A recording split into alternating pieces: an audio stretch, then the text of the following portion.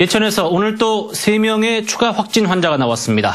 열흘도 안 돼 벌써 34명째입니다. 특히 집단 감염이 도청 신도시로 번질 조짐을 보이자 경상북도 차원의 합동방역본부가 구성됐습니다. 신도시 공무원들은 퇴근 뒤 외출이 금지되고 다중이용시설의 영업도 일부 제한됩니다. 홍석준 기자입니다. 일가족에서 시작된 예천의 집단 감염 규모가 9일 만에 34명으로 늘었습니다.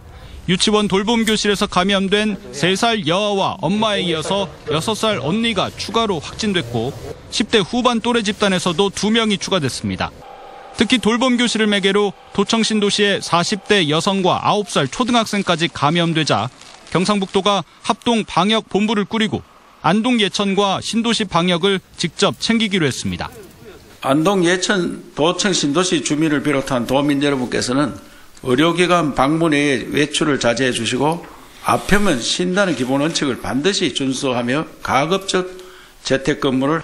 신도시 내 돌봄 참여 어린이와 교사, 학부모 등 153명에 대한 긴급 검체 검사에선 다행히 확진자가 나오지 않았습니다. 그러나 예천과 신도시의 돌봄교실 운영은 당분간 계속 중단되고 도청 직원들에겐 퇴근 후 개인 외출 금지 조치도 내려졌습니다.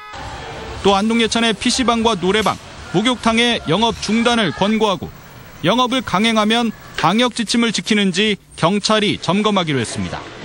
이와 별도로 안동 예천 지역구에서 활동했던 선거 운동원들에 대해 검체 검사가 추진됩니다.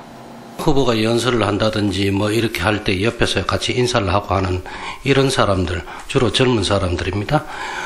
그런 사람들 위주로 해서 후보들하고 협의를 해서. 예천구는 이상 증상을 느끼면서도 바깥 활동을 한 확진자가 있었다며 의심 증상을 고의로 방치할 경우 강력 조치하겠다고 경고했습니다. 다만 일부 확진자 동선을 은폐했다는 의혹에 대해선 분명히 선을 그었습니다.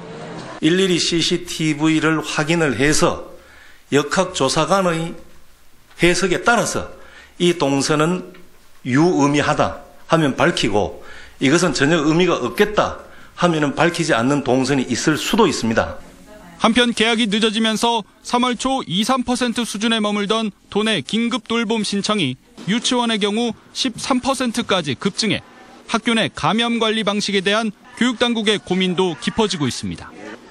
MBC 뉴스 홍석준입니다.